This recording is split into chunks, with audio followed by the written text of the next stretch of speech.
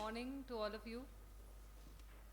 I think we are waiting for people to come, but it's time, so I guess we will start. Yeah. So we have Professor Vinita Gupta with us, who is going to talk about non-IOP dependent risk factors in glaucoma.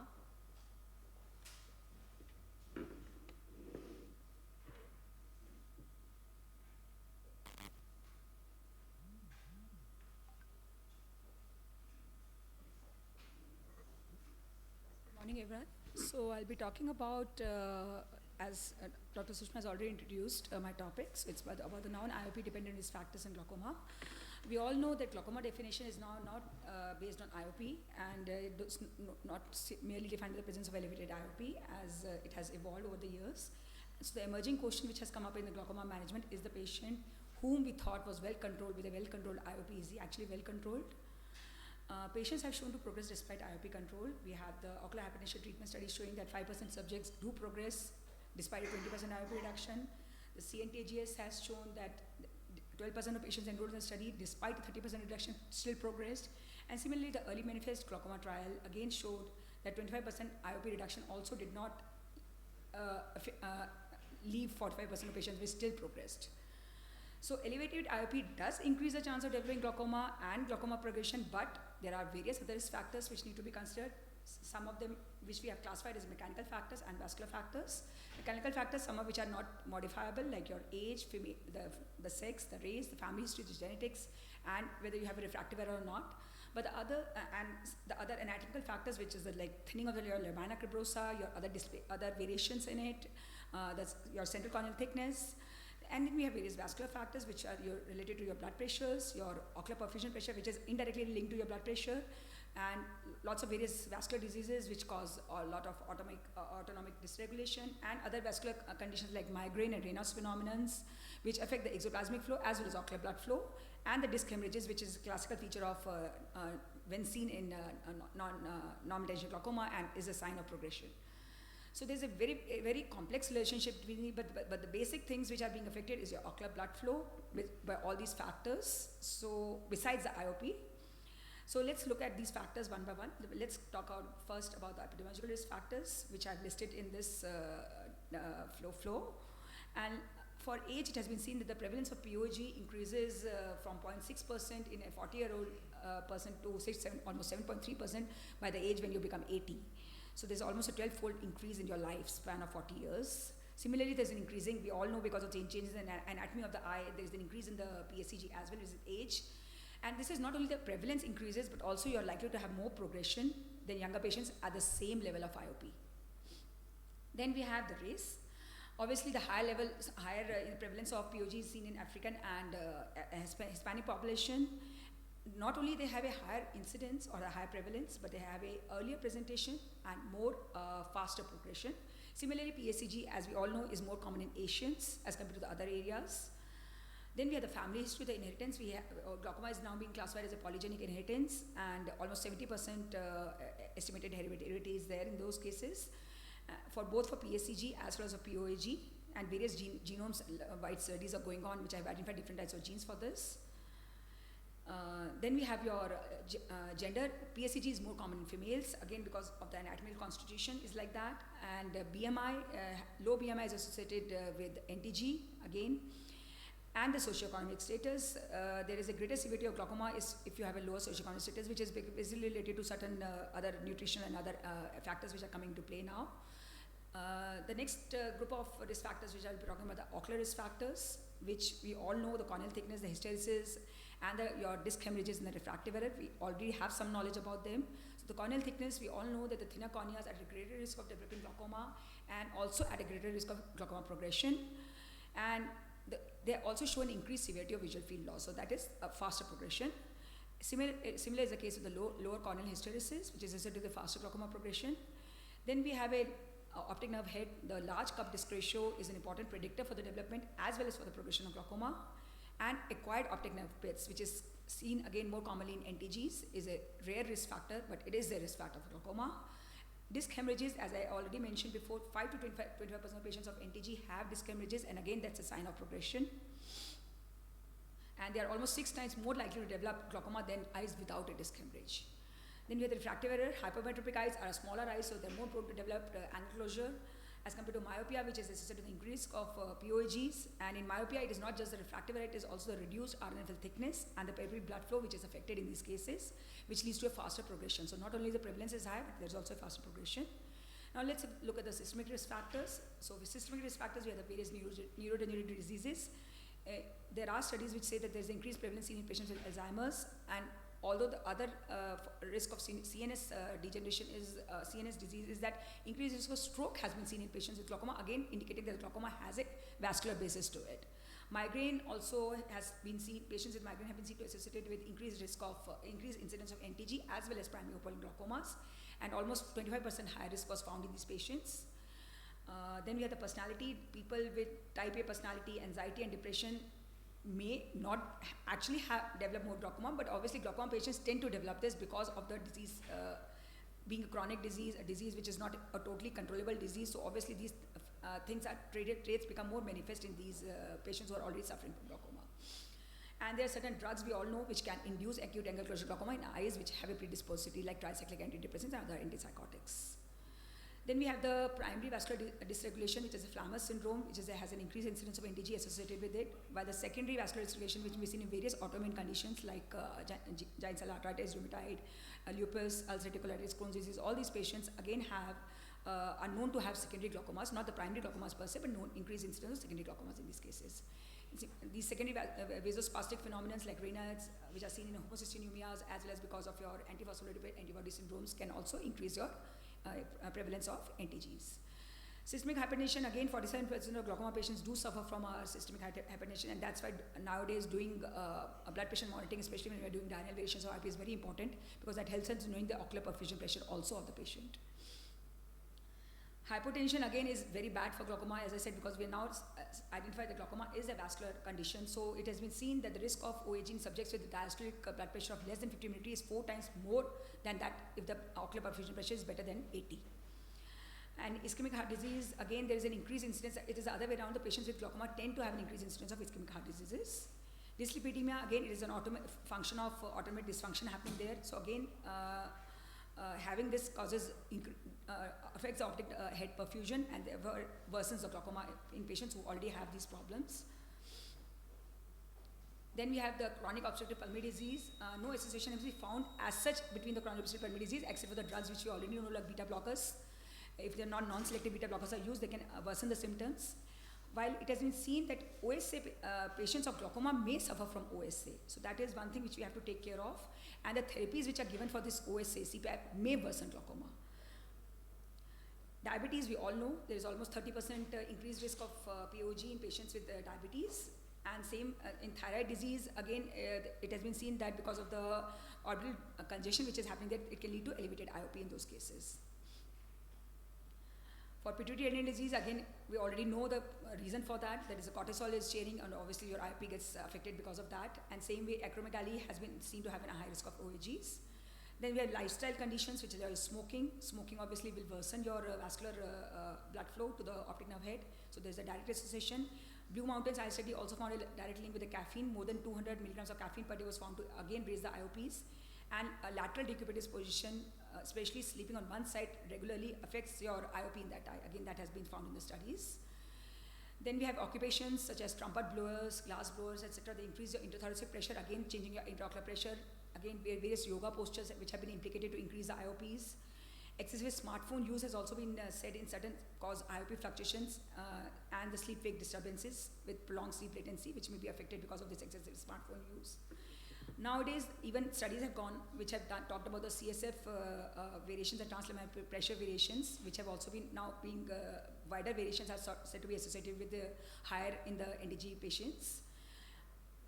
One good thing about this, while we are studying all these novel risk factors, is the estrogens have a protective role. So that is which has come and may have a future prophylaxis, especially in females after the menopause, giving them estrogen replacement therapies, especially if the patient has a OAG or has a tendency for developing open angle glaucoma. Probably estrogens may have a beneficial effect in them.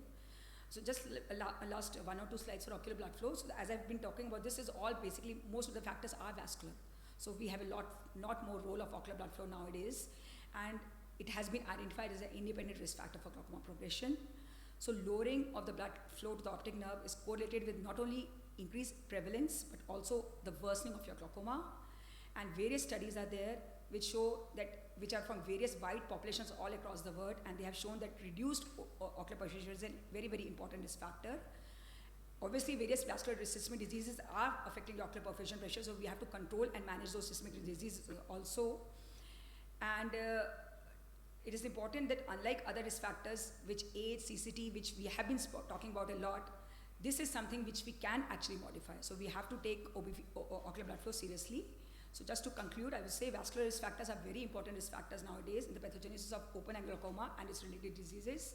Most of the patients our glaucoma patients are elderly, and they have usually all these systemic comorbidities as vascular diseases.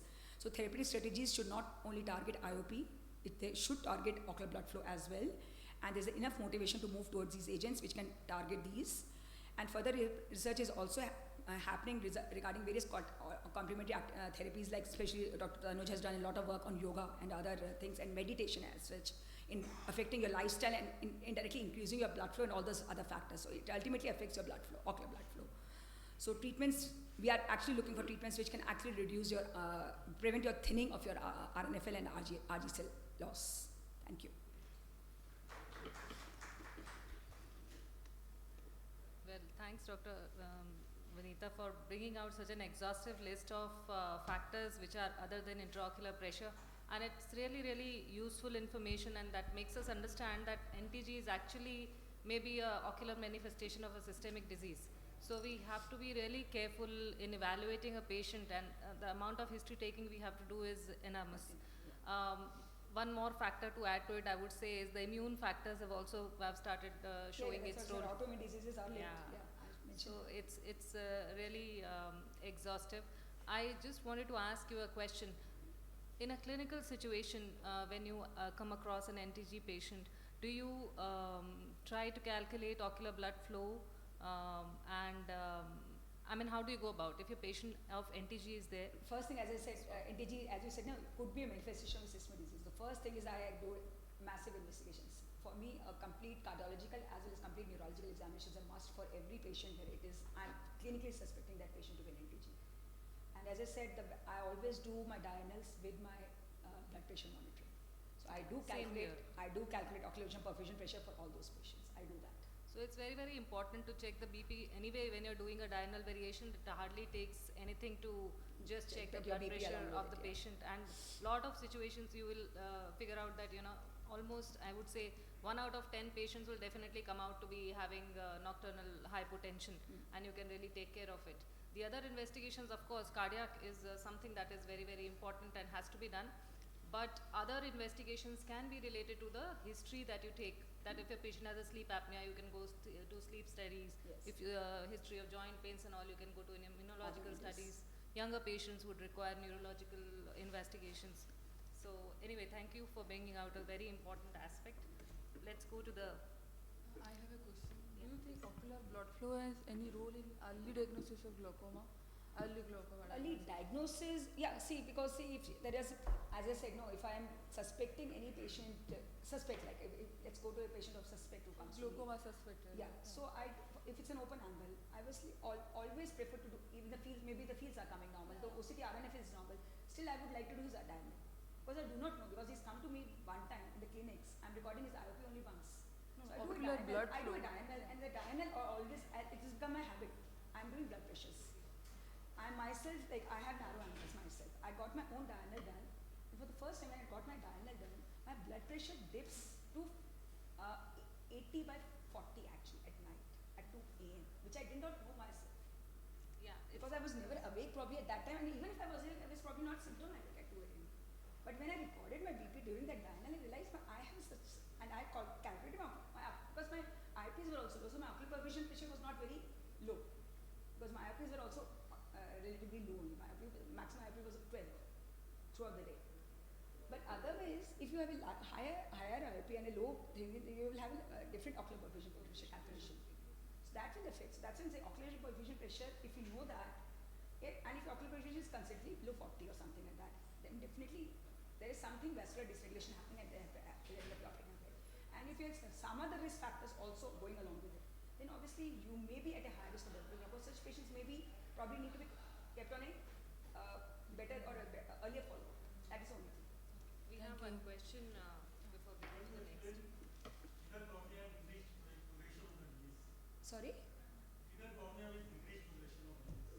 Thinner cornea per se is known to have there is an association which has been found. We already know that if you have a thinner cornea, you will be recording a false low IOP. That is different.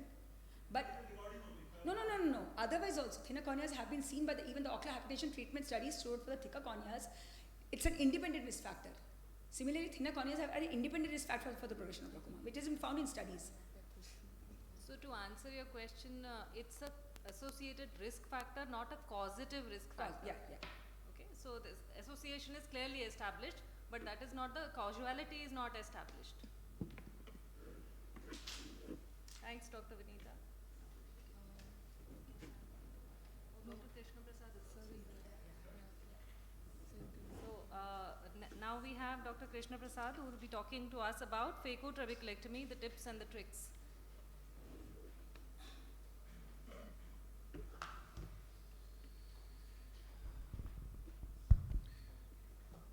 So good morning, and I thank the AOS for the opportunity.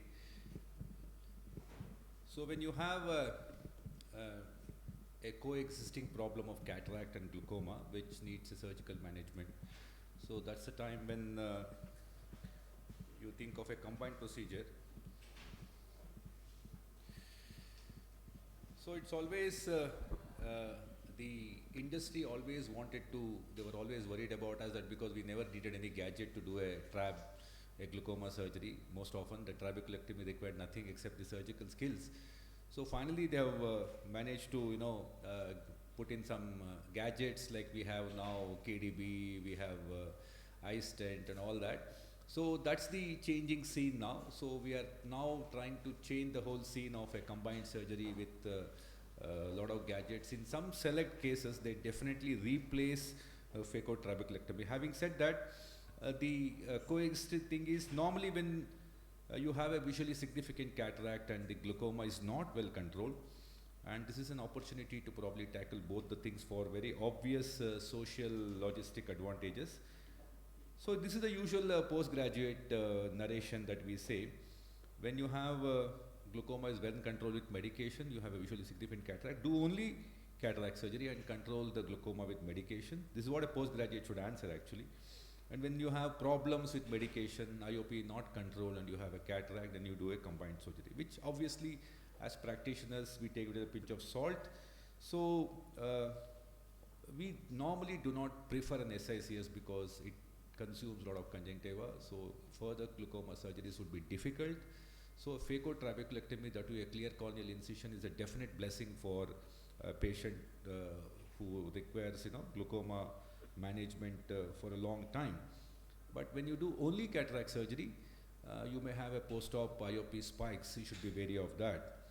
So basically when you have this situation, we also, since cataract surgery is not very difficult for us nowadays, so we always tend to kind of assess the cataract in a totally different perspective.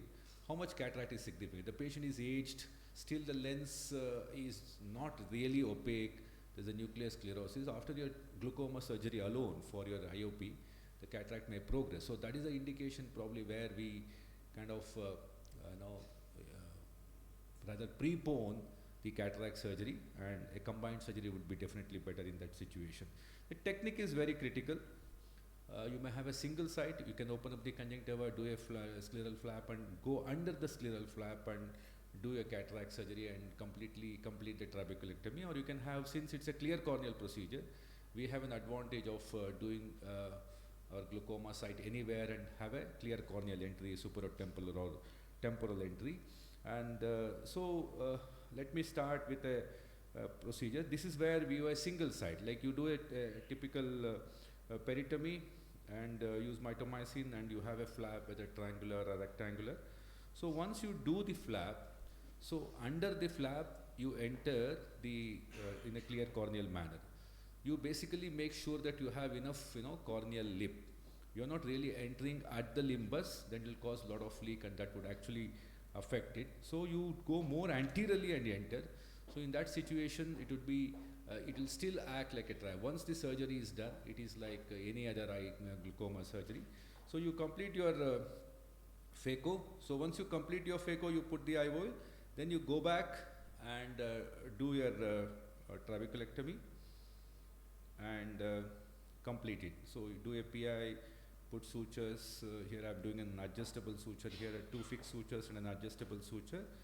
So that's how with the same site you can complete both. You don't have to really move in. This would actually work well for left eyes for right-handed surgeons because you don't have to really move to make a temporal entry.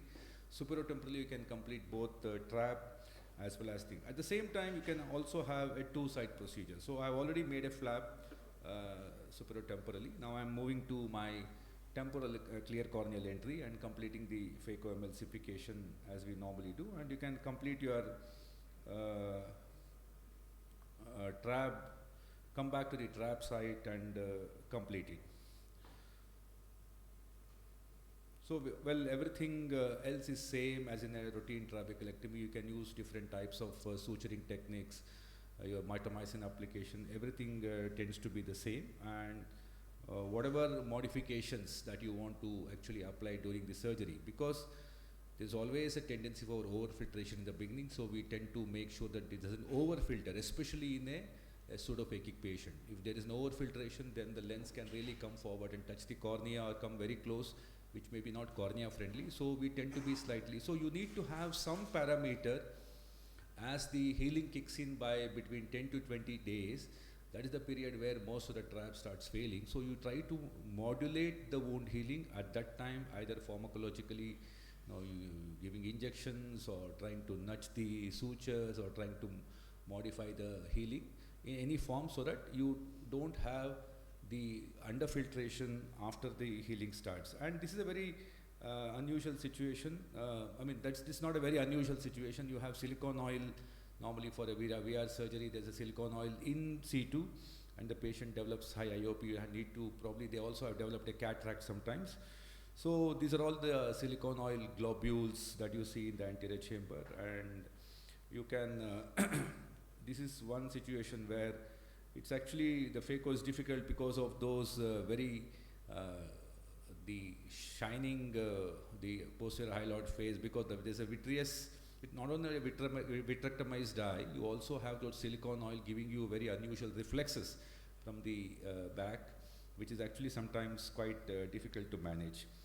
So if you already have a previous filter, then you make sure that your cataract surgery should not really alter the filtration. You should prevent a damage by at least blocking the entry of these lens components into the filter. And most of them actually are difficult because of the other problems like small pupil and posterior synechia. So finally, most of these patients will have non-dilating pupils, posterior synechia, they have a hardened big nucleus, especially with PXF glaucoma, floppy iris, especially in ACG cases. Pigment dispersion is quite known, and if you have a PXF, you have a hell lot of other problems like this zonulopathy and other problems, and sometimes poor endothelium and exaggerated post-op reaction. And most importantly, you have the, it is not like a routine cataract surgery, so you need to, basically explain the patient before surgery that only the cataract component is something that they should be actually optimistic about, not the vision loss due to glaucoma. So this clear communication really solves a lot of heartburn and saves the trouble for the, and it's very important to make them understand that we are doing 2 surgeries and whatever vision loss due to cataract will only be recovered, not the others. Thank you so much.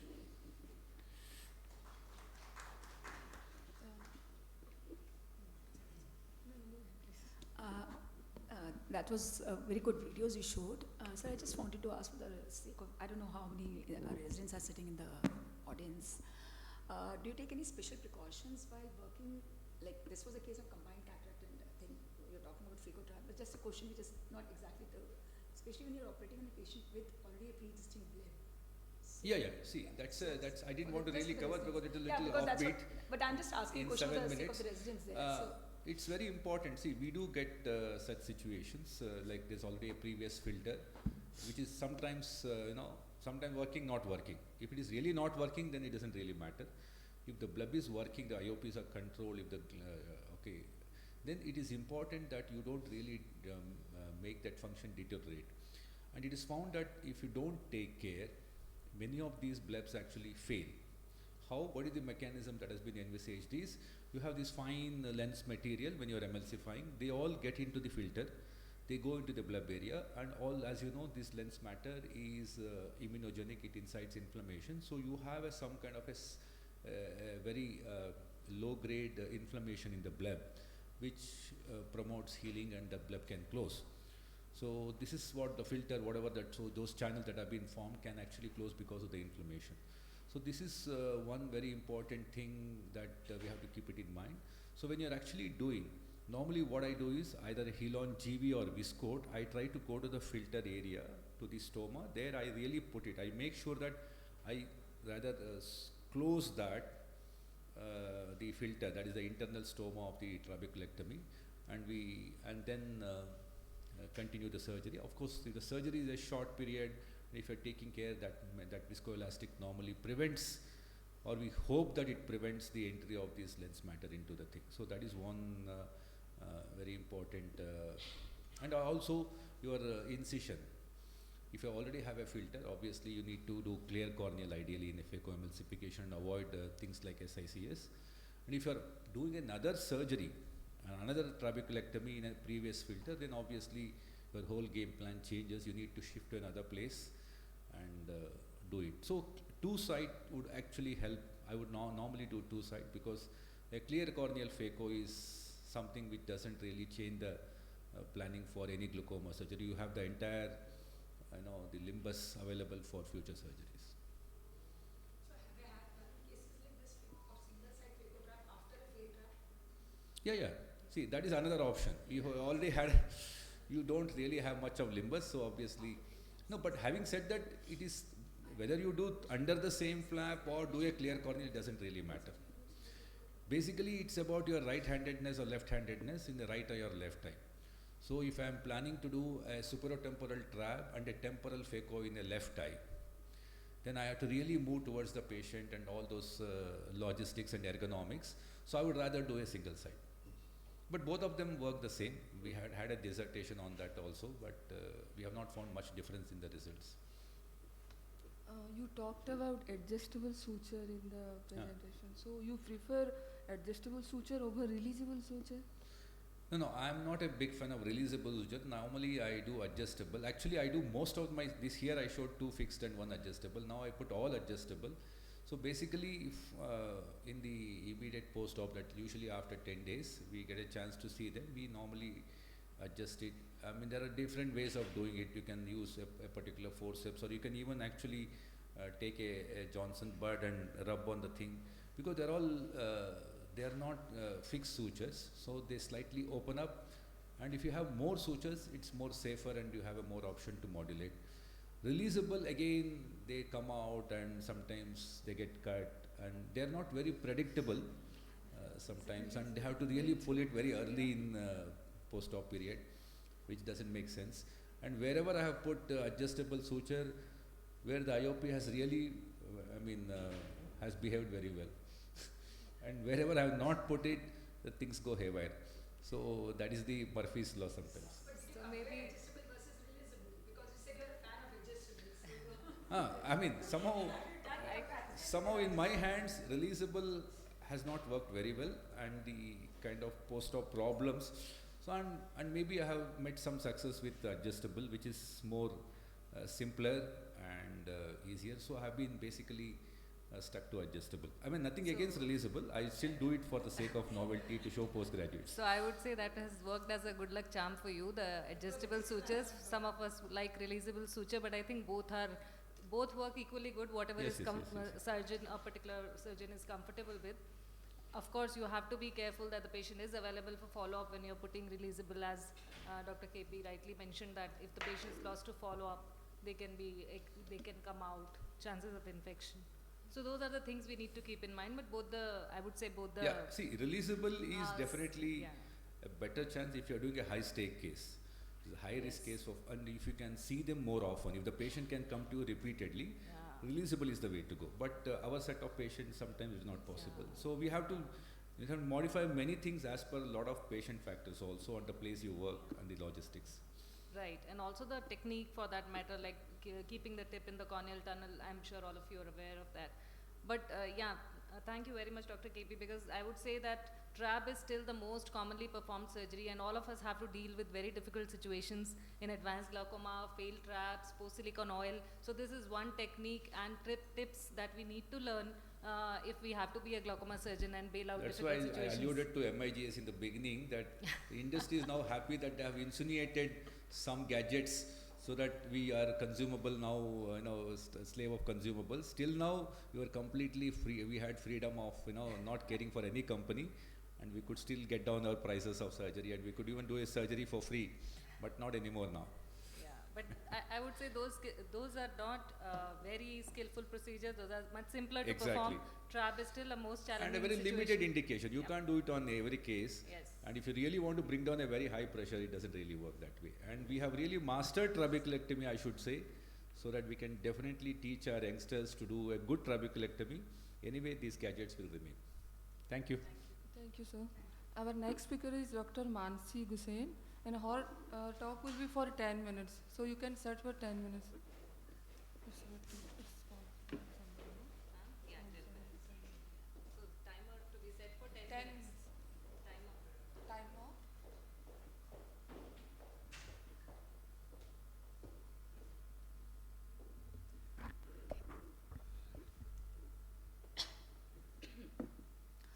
So, good morning, everyone, and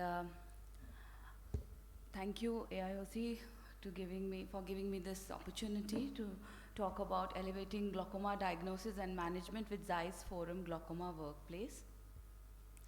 So, one of India's primary challenges in managing glaucoma is the population burden. Even with a diagnosis rate of less than 10%, the disease burden in the country is significant enough that most cases of glaucoma must be diagnosed and managed by general ophthalmologists as opposed to glaucoma specialists. Blindness from glaucoma is preventable, but only when an optimum timed intervention is offered. As a caregiver of a chronic disease like glaucoma, which requires lifelong care, we need to manage the data of our patient. So why data management is essential? So today's practices, the challenges faced are, we have more patients, we have less time, our reduced staff is there, sometimes increased disease burden in the society, and to keep pace with the technology, we have multiple diagnostic modalities in our clinic, which add to our data overload, manual interpretation by the clinician leading to missed pathologies, and delays in decision making. So data management is essential to save time, cost, material, and space. It supports fast and confident decisions. It reduces the data management complexity. So the integrated diagnostic imaging platform from Zeiss, also known as Forum, it combines the data and presents the critical information from multiple Zeiss devices into a single integrated point of view for a more efficient and insightful treatment decisions. So this is the first screen of Forum. As you can see, it's a patient directory where you can see all the patients. I have a cursor. Yes. So the topmost is a toolbar where you can search putting the patient's ID, visit date. We can have the refresh button on the right hand top corner, and if you double click on a patient, you get all the reports done on that particular date. The next slide shows the document display. The left hand upper corner gives the patient identification. 2 is a preset which is collapsible. 3rd is a toolbar, and 4th is a work area where we get all the documents or the reports which are done. 5th is a visit selection with filter option. So visit history. All test or examination results, they are assigned to 5 categories like OCT, fundus imaging, visual field, biometry, and others. If a test was performed during a visit, a colored bubble is shown in the respective category. You can see which documents were done per visit and select the visit or the modalities accordingly. A single click on a preset arranges the documents in a clinical relevant way, saving the time. You can see all the reports on one single screen, and a clinician can give an interpretation. The three main features of a glaucoma workplace are interactive HVF visual field data, the structure function glaucoma progression analysis, and a combined structure function reports, which comes in two forms, 24-2 or 30-2 with RNFL and 10-2 with ganglion cell analysis. So this is how a GPA analysis report looks like. A here is showing the baseline visual field. B is a glaucoma hemifield test. C is the current selected follow-up examination of the current date. D is the GPA or the deviation from the baseline or showing the event analysis. E is the GPA alert. F is a visual field index plot, which is showing the trend analysis of visual field index. G is a VFI bar giving us remaining useful vision, and H is the rate of progression or the significance of progression analysis. Now it is possible to perform the mean deviation trend analysis based on the hemifield. Above graph, it is showing an overall mean deviation trend analysis, whereas the middle one, it is showing the trend analysis of mean deviation is of the superior field, and the inferior graph is showing the trend analysis for the inferior field. So we have a more localized assessment of the rate of progression. If you want to look at how the superior field is behaving, so we can just select the from the drop down box the mean deviation superior. So there is another feature which is there in this plots. There is this clinical event which allows us to set marker to highlight any performed intervention for a quick reference. Either you have added an AGM, or you have done a surgery, so you can put add here this after a right click button. So consecutive dual baseline, this another feature, it lets us to compare the rate of progression before and after an intervention was done for the assessment of treatment effectiveness. And next slide shows us how we change the baseline. You drag and drop the baseline to a new follow-up examination. So suppose we want to see, we added a drug here, another drug, and we want to see now how the patient is progressing. Is it worsening, or is it same, or we need to add another drug? So we can have two baselines. This helps us to compare and plan for the patient. In glaucoma, perimetry and OCT, they are both essential for diagnosis and management. So this forum gives us an advantage of structure and function report, where it combines the HFA GPA and the Cirrus GPA together. So this is how a structure and function GPA screen looks like, where we have these graphs, and we have a drop down box from where we can select whatever index we are looking for. This will give a trend analysis of visual field index. It has mean deviation, then again superior, inferior, average, RNFL. There's a lot of list from where we can select. Majorly what we are doing is we are checking for visual field index and an average RNFL thickness, or wherever we want to see the GCL IPL thickness. There are 4 charts, and we can simultaneously have a trend analysis of the different indices on one screen. It also gives us an option of timeline deviation mode. Deviation mode here is showing deviation from the normative data. Then we have a thickness and a sensitivity mode, which shows RNFL thickness and the GCL thickness. As we drop down and take the cursor down, we have timeline of the data tables, the key indicators. They are all arranged in a timeline, and we can see how the fields are progressing. And similarly, we have ganglion cell progression. So we have multiple options. It depends upon you, the clinician, what is he interested in. We have the RNFL quadrant and the macular sector timelines as well. The best thing about the forum is we can generate a structure function report. So structure and function report, it combines both the visual field and the structure of the OCT RNFL fields, and it gives an integrated comprehensive picture of how what is happening in the structure and the function of the patient. So this is a report. How this appears is we have the patient information on the left side corner. We have the field, we have the gray zone, we have the total deviation plot, the pattern signal, and the key indicate.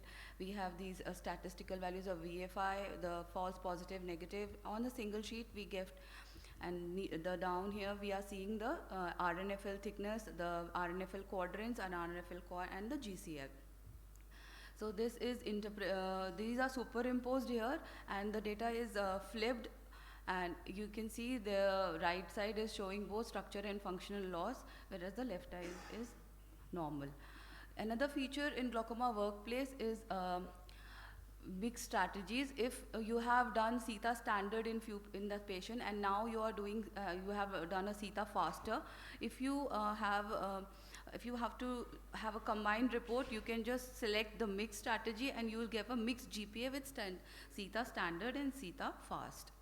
So the OPD has now become from this, where the doctor is struggling with all the reports, and every time the patient comes, we forget the previous reports. We ask for the patient. Patients are not getting their reports. They forget at home.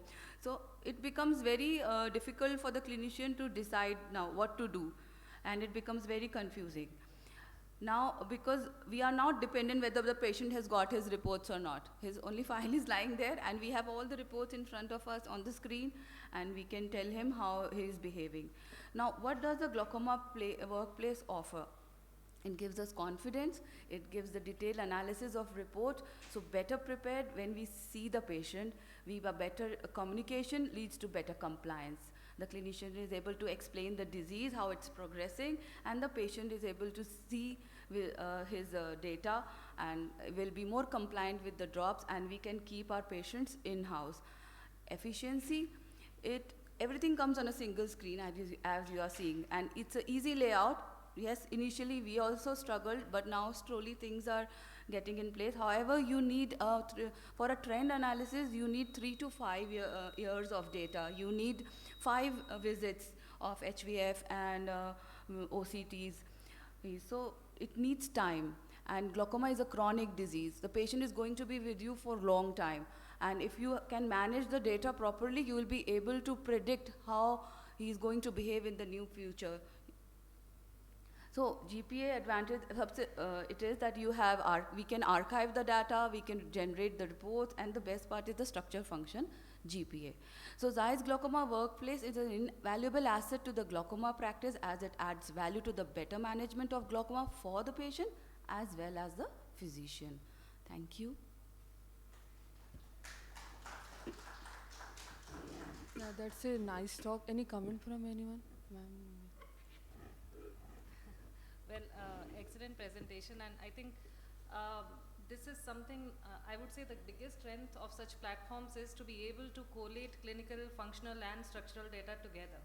Archiving the data is still possible these days with EMRs. You can have previous reports with you and you can collate, but generating those graphs, giving you the exact trend analysis of superior field separately, inferior field separately, correlating it with OCT, looking at your optic disc picture, saves so much time. Yes. And makes us more efficient. This is one good example of how AI can help us improve our function and can be useful for benefiting us. I really dream for a time when we are not even dependent on which machines we have, like for a Zeiss platform. You need all Zeiss equipment to be able to collate that data. I feel that we should be able to get a platform in future where any machines we are using, whatever structural and functional measurement we are doing, whether it is Octopus, Humphrey, Triton, Zeiss, and we should be able to collate everything so that our clinical decisions become faster. Thank you so much for Yeah, and another thing I would like to add, the Zeiss forum does not correlate the 10-2 fields with the GCC, which is actually needs to be incorporated, which I have already talked to the company person, they should do it. 10-2 Macular function is not incorporated. Macular function is not incorporated. So Yes, ma'am. which needs to be added. I've already talked to Zeiss, they should add that software as well. Thank you, ma'am. Anybody has any questions?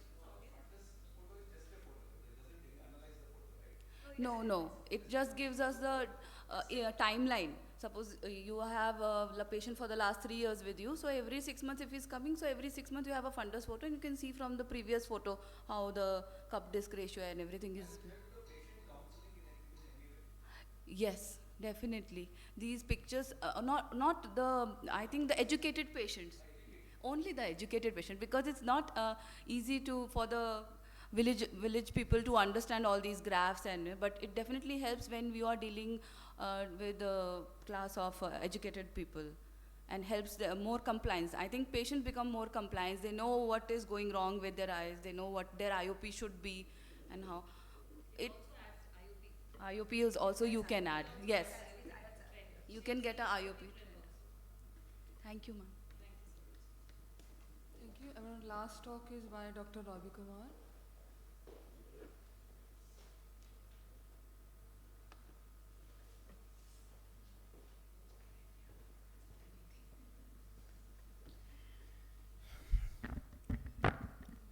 Good morning, respected chairpersons, convener, and my society members and audience.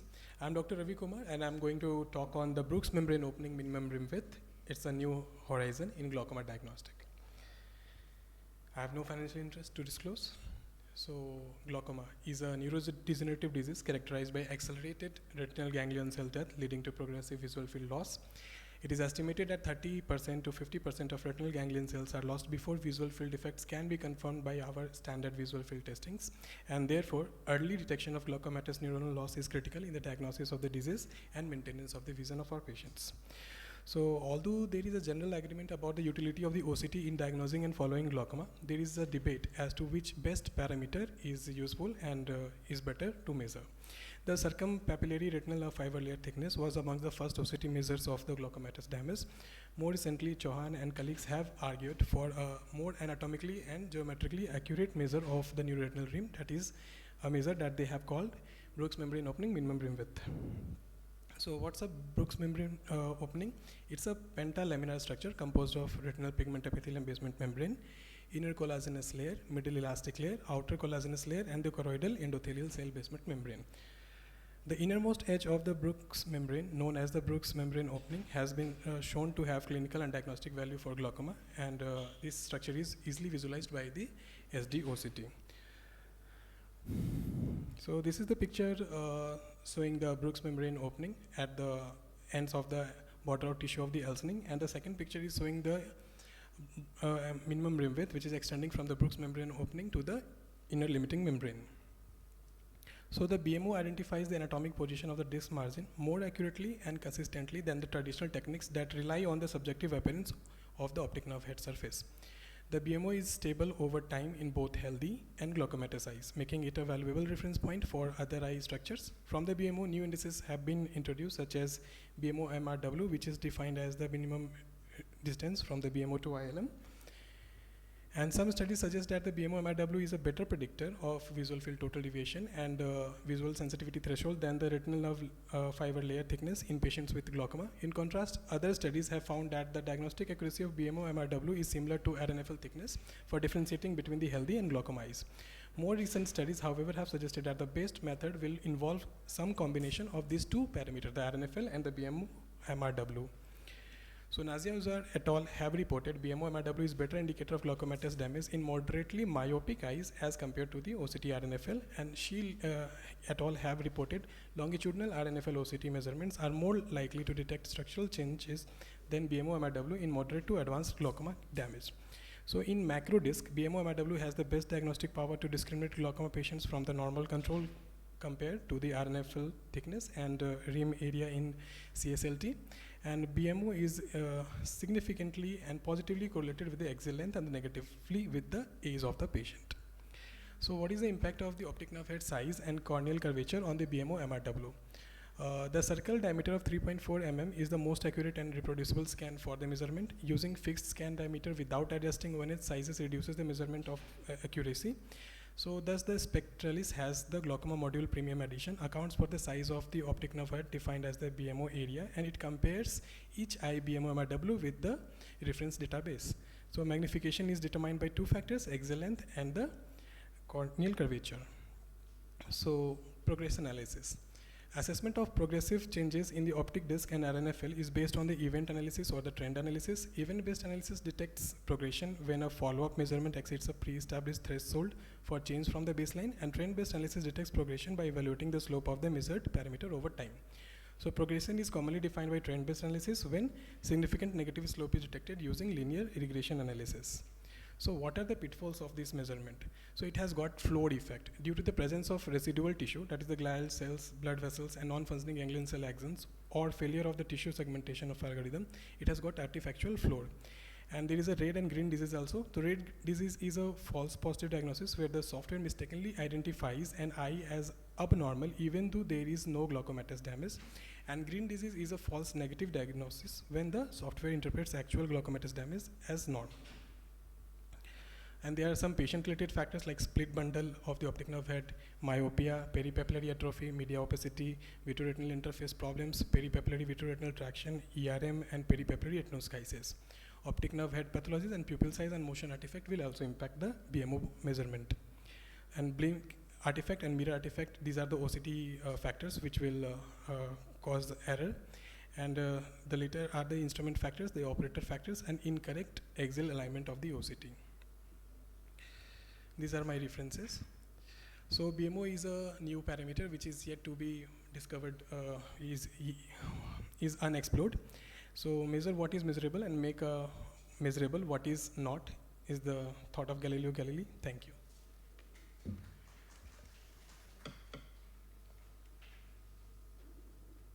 So this BMO, as you rightly said, is a newer thing which is coming up. Again, the measurements which are very practical and easy, with, especially with the Heidelberg spectralis. Otherwise, even the Zeiss also works, but it's not that Heidelberg gives an easier mode to measure it. The only problem is with the whatever correlations have been done with the refractive errors and having a basic database, like we were initially also, we are still stuck because most of these machines are being developed for Caucasians.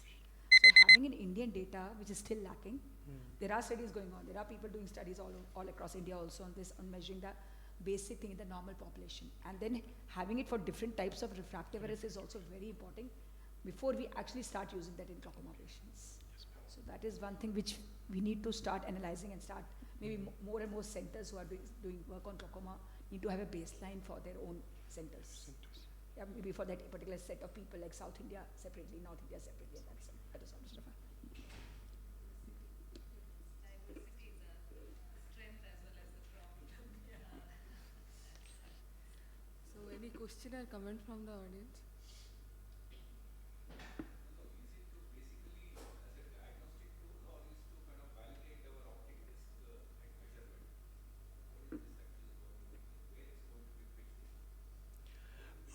Sir, sometimes like in early glaucoma suspects, when there will be no RNFL losses, but BMO will be showing thinning, the minimum rim width.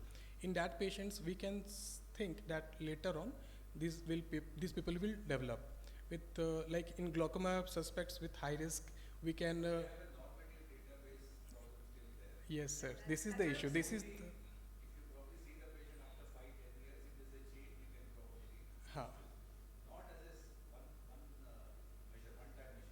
Yes, so for yes. progression, it might be helpful, as you're rightly saying, for progression, it might be helpful, but right now, till we have our own normative database, whether saying whether this person is going to be a suspect or is going to go from a suspect to a glaucoma is still not, is still the future, actually the future.